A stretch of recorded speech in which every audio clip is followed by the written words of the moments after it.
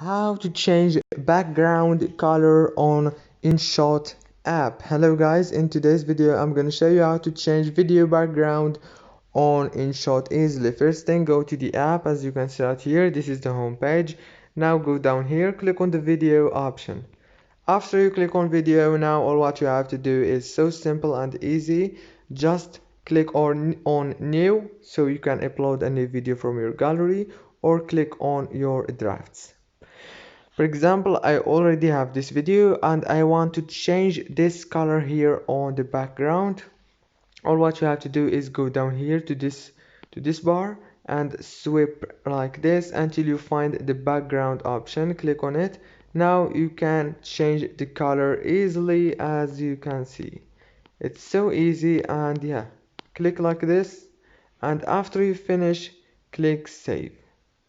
You have also many options like these. After you finish, click save, and yeah, don't forget to like and subscribe.